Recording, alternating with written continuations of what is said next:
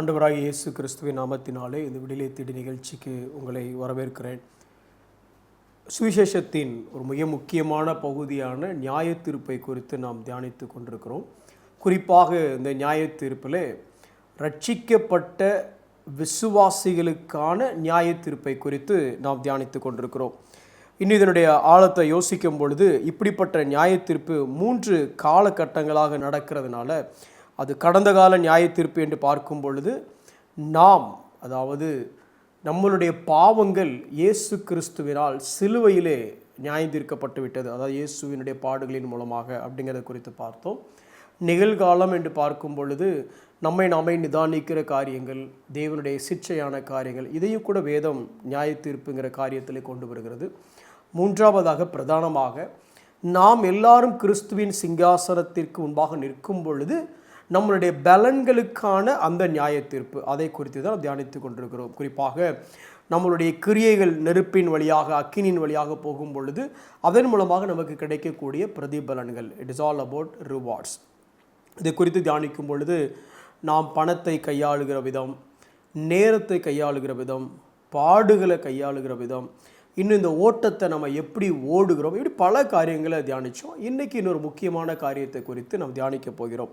இது எதை பற்றியது அப்படின்னு சொன்னால் அதிகாரமும் கீழ்ப்படிதலும். அதாவது இன்றைக்கி இதை கிறிஸ்தவம் ஒரு வேறு மாதிரி எக்ஸ்ட்ரீம்க்கு எடுத்துகிட்டு போயிட்டோம். அதிகாரத்தையும் வேறு மாதிரி டீல் பண்ண ஆரம்பிச்சிட்டோம், கீழ்ப்படிதலையும் வேறு மாதிரி டீல் பண்ண ஆரம்பிச்சிட்டோம். ஆனால் இந்த வேதத்தை பொறுத்த வரைக்கும் இந்த அதிகாரமும் கீழ்ப்படிதலும், அதாவது ஆவிக்குரிய அதிகாரத்தை எப்படி பயன்படுத்தணும், ஆவிக்குரிய அதிகாரத்திற்கு எப்படி கீழ்ப்படியணும் அப்படிங்கிறத குறித்து வேதம் முழுக்க நம்ம பார்க்கலாம். அதாவது ஒரு சில உதாரணத்துக்கு உங்களுக்கு புரிகிற மாதிரி சொல்லணும் அப்படின்னா, ஆதியாகமத்திலே ஏதேன் தோட்டத்திலே ஏவாள் ஆதாமுடைய அதிகாரத்திற்கு கீழ்ப்படிய மிஸ் பண்ணிட்டான். ஏன்னா அறிவுரைகள் சொல்லப்பட்டது ஆதாம் இடத்துல தான் சொல்லப்பட்டது. பழத்தை, எந்த பழத்தை சாப்பிடலாம், சாப்பிடக்கூடாது அப்படின்னு சொல்லி.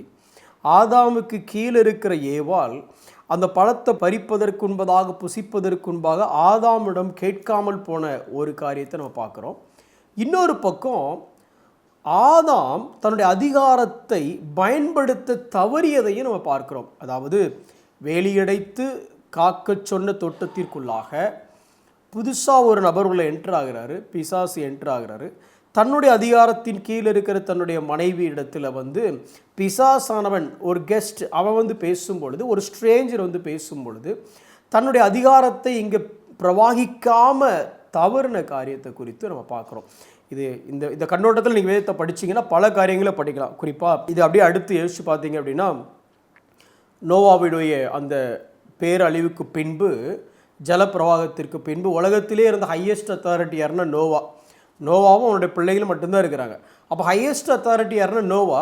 அந்த ஹையஸ்ட் அத்தாரிட்டியை அவமானப்படுத்துகிற விதமாக காம் செஞ்ச தவறுக்கு அவனுடைய சந்ததியை சபிக்கப்பட்டு போனதை நம்ம பார்க்குறோம். இது அப்படியே நீங்கள் யாத்ராகமம் பகுதிக்கு வந்தீங்க அப்படின்னா, முதலாக நிர்ணயிக்கப்பட்ட ஹை ப்ரீஸ்ட், அதாவது பிரதான ஆசாரியன் யார் அப்படின்னா ஆரோனுக்கு கீழே இருந்து அவனுடைய பிள்ளைங்க நாடாப், அபிகு, அவங்க செய்கிற தவறுனால அந்த ஸ்ட்ரேஞ்ச் ஃபயர், அந்நிய அக்கினி, அந்த காரியத்தை பார்க்குறோம். மிகப்பெரிய ஒரு தலைவனாக, மீட்பனாக நம்ம பார்க்கக்கூடிய ஒரு படம் யாரை குறித்துனா மோசேயை குறித்து. அவருக்கு விரோதமாக பேசின மிரியாமுக்கு என்ன நடந்தது அப்படின்னு நம்ம பார்க்குறோம். அதையும் தாண்டி இந்த தாவீதின் சிங்காசனம் அப்படின்னு சொல்லி கிறிஸ்துவின் சிங்காசனத்தை பற்றி பேசக்கூடிய அந்த தாவீதின் சிங்காசனத்தில் முதல்ல இருந்தது யார் அப்படின்னா, அதாவது முதல் ராஜா யார் அப்படின்னு பார்த்தா சவுல். இந்த சவுலை கொலை செய்வதற்கு, இல்லை அவனை கொன்று அடுத்து திரும்பி தன்னுடைய பதவிக்கு வருவதற்கு, வாக்குத்தத்தம் பண்ணப்பட்ட தன்னுடைய பதவிக்கு வருவதற்கு தாவீதுக்கு பலமுறை வாய்ப்பு அளிக்கப்பட்டாலும், தாவீது தேவனால் அபிஷேகம் பண்ணப்பட்ட மனிதனுக்கு விரோதமாக என் கரத்தை உயர்த்துவது எப்படி அப்படின்னு தாவீதோட நிலைப்பாடை பார்க்குறோம். அங்கே அந்த அதிகாரம் கீழ்ப்படிதலை பார்க்குறோம். ஆனால் அதே சவுலை ஒரு புறதேசத்தான் கொன்ன உடனே அவனை எப்படி தாவீது ட்ரீட் பண்ணாரு? தேவனால் அபிஷேகம் பண்ணப்பட்ட ஒரு மனுஷனுக்கு விரோதமாக நீ எப்படி கையை உயர்த்தின அப்படின்னு சொல்லி தாவீது அவனை ட்ரீட் பண்ண விதத்தை நம்ம பார்க்குறோம். அப்படி இன்னும் பல காரியங்களை பார்க்க முடியும்.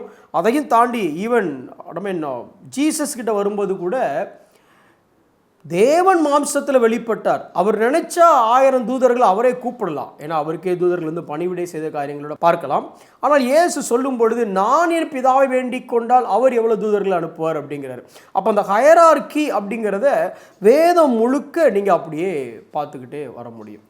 இன்னைக்கு இந்த நமக்கு கொடுக்கப்பட்ட அதிகாரத்தையும் அல்லது எந்த அதிகாரத்தின் கீழ் இருக்கிறோம் என்கிற அந்த காரியத்தையும் குறித்து இதுவும் நியாய தீர்ப்பில் பேசப்பட போடுகிறது. அதனால் அந்த விஷயத்தில் நம்ம எப்படி இருக்கணும் அப்படின்னு சொல்லி நம்ம படிக்க போகிறோம்.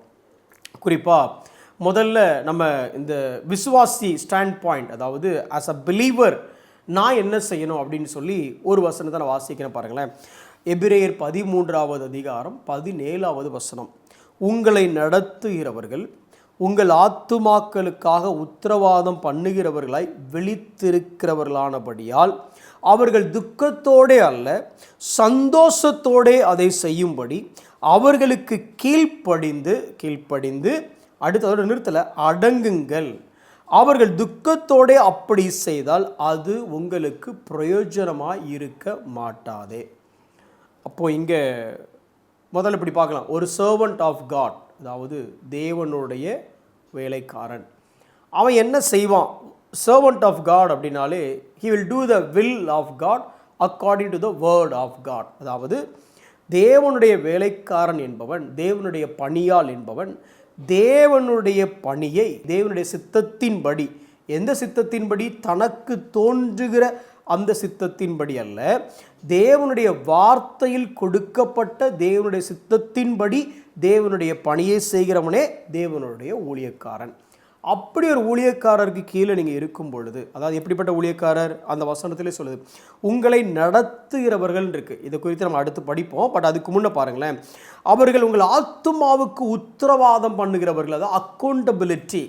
உங்களை வாட்ச் பண்ணுறவர் மாத்திரமல்ல, உங்களுடைய நடக்கைக்கு அக்கௌண்டபிளாக இருக்கக்கூடிய அவர், உங்களுக்காக விழித்து இருக்கிறவர், அதாவது உங்களுக்காக திறப்பில் நிற்கிறவர், உங்களுக்காக கண்களை விரித்து உங்களை ஒரு ஜாமக்காரனாக பாதுகாக்கிறவர், இப்படி எல்லாத்தையும் இப்படி செய்கிற இவருக்கு நீங்கள் கீழ்ப்படிந்திருங்கன்னு மட்டும் சொல்லலை. எப்படி கீழ்ப்படிந்திருங்கன்னா, அவர் சந்தோஷத்தோடு அதை செய்யணுமா? அதாவது இப்படி ஒரு ஆடு என் மந்தையில் இருக்கிறத நினச்சி எனக்கு ரொம்ப சந்தோஷங்க அப்படின்னு சொல்லக்கூடிய அளவுக்கு நீங்கள் என்ன பண்ணணுமானா அவருக்கு கீழ்ப்படிந்து அடங்குங்கள்.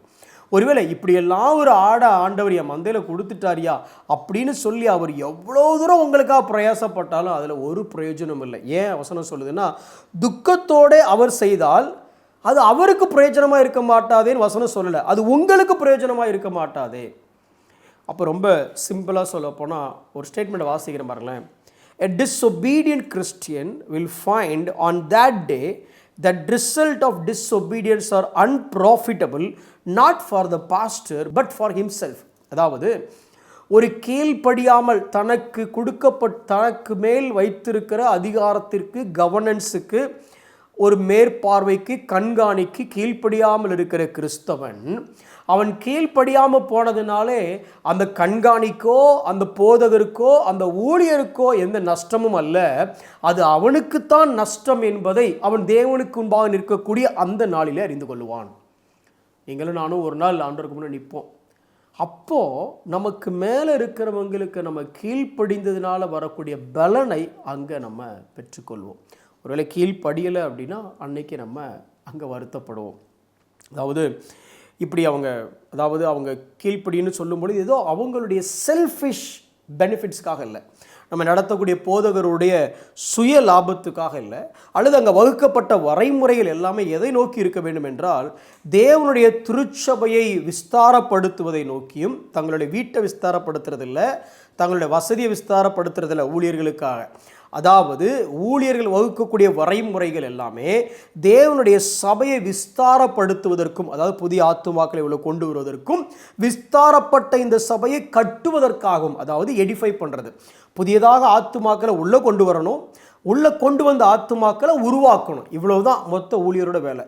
இப்படி அவர் ஊழியர் செய்யக்கூடிய அந்த ஊழியருக்கு விசுவாசிகளாகிய நீங்களும் நானும் கட்டுப்பட்டு கீழ்ப்படிந்து அவங்க அந்த வேலையை சந்தோஷத்தோடு செய்கிற மாதிரி நம்ம இருக்கிறோமா? ரொம்ப சிம்பிளாக சொல்லப்போனால், உங்களை வழிநடத்துகிறவர் யார்? உங்கள் ஆத்துமாவுக்காக விழித்து இருக்கிறவர் யார்? உங்கள் ஆத்துமாவுக்காக உத்தரவாதம் கொடுக்கக்கூடிய அந்த மேய்ப்பன் யார்? உங்களுக்கு தெரியுமா முதல்ல?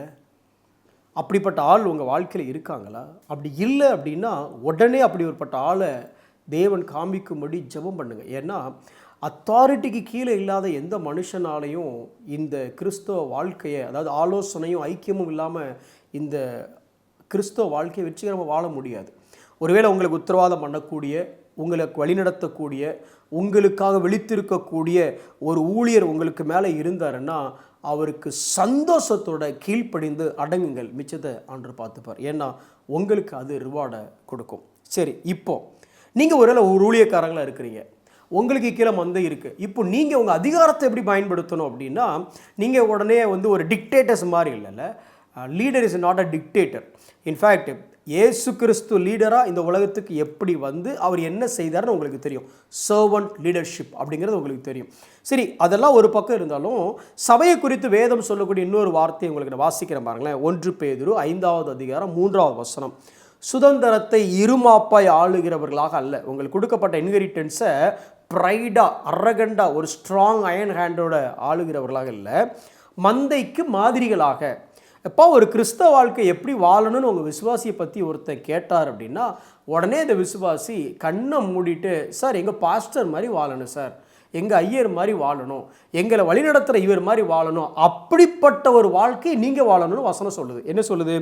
மந்தைக்கு மாதிரிகளாகவும் கண்காணிப்பு செய்யுங்கள். அப்படி செய்தால் பிரதான மேய்ப்பர் அப்படின்னா நாம் என்ன நினைக்கிறோம்?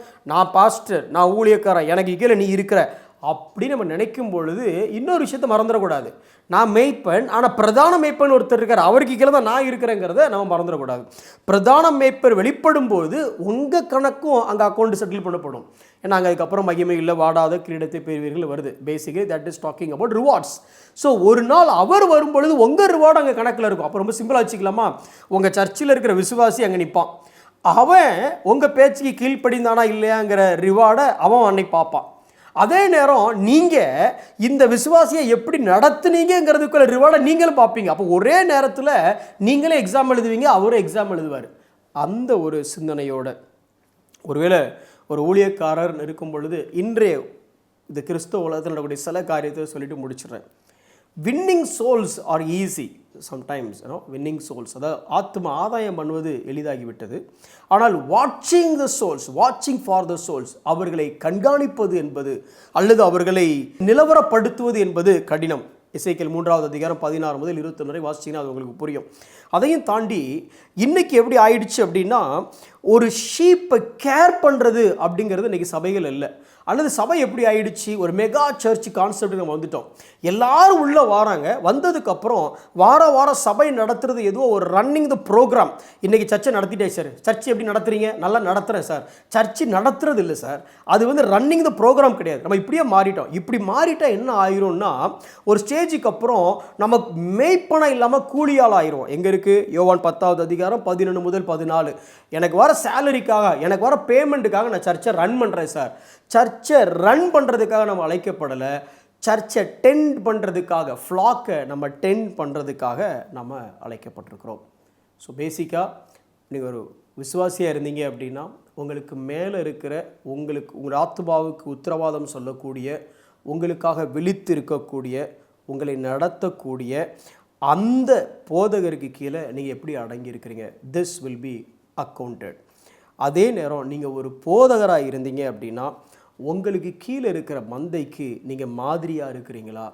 ஒரு கால்களை கழுவக்கூடிய சேவக தலைவனாக நீங்கள் இருக்கிறீங்களா? அதே நேரம் சபையை நடத்துறது ஒரு ப்ரோக்ராமை நடத்துகிறோமா இல்லை அவங்கள கேர் பண்ணுறோமா? சர்ச்சை நடத்துறதுங்கிறது வேற, சபையில் இருக்கிற ஆத்துமாக்களை கண்காணித்து கேர் பண்ணுறதுங்கிறது வேற. இந்த 2 காரியங்களும் அதே மாதிரி நியாயத்தீர்ப்பில் நம்மளுடைய கணக்கில் அது வரும். இதில் நாம் எப்படி இருக்கிறோம்? விசுவாசியாக இருந்தாலும் சரி, மேய்ப்பராக இருந்தாலும் சரி, யோசிப்போம். கண்களை மூடி நாம் ஜெபிப்போம். அன்புள்ள ஆண்டவரே, இதை பார்த்து கொண்டிருக்கிற, கேட்டுக்கொண்டிருக்கிற யாராக இருந்தாலும், ஒன்று அவர்கள் விசுவாசியாக இருக்கணும், இல்லை என்றால் அவர்கள் ஊழியர்களாக இருக்கணும். நாங்கள் விசுவாசியாக இருந்தாலும் எங்களுக்கு மேலே உத்தரவாதமாக இருக்கக்கூடிய அவர்களுக்கு நாங்கள் அவர்கள் வேலையை சந்தோஷமாய் செய்யக்கூடிய அளவுக்கு நாங்கள் நடந்து கொள்ளுகிறோமா? ஆண்டவர் அதற்கான கிருபையை தாரும். ஒருவேளை நாங்கள் ஊழியர்களாக இருக்கும் பொழுது எங்களுக்கு மேலே ஒரு பிரதான மேய்ப்பன் இருக்கிறார் என்கிற உணர்வு உள்ளவர்களாக, ஒரு சேவக தலைமைத்துவமாக, மாதிரியான கண்காணியாக ஆண்டவரே அவர்களை கேர் பண்ணுறவங்களாக, அவங்களை உருவாக்குகிறவர்களாக, அவர்களை பயிற்சிவிக்கிறவர்களாக, அப்படிப்பட்ட ஊழியர்களாக நாங்கள் இருக்க வேண்டும் ஆண்டவரே. இந்த உணர்வையும் இந்த கிருபையும் எங்களுக்கு தாரும். இயேசுவின் நாமத்தில் ஜெபிக்கிறோம் நல்ல பிதாவே, ஆமென்.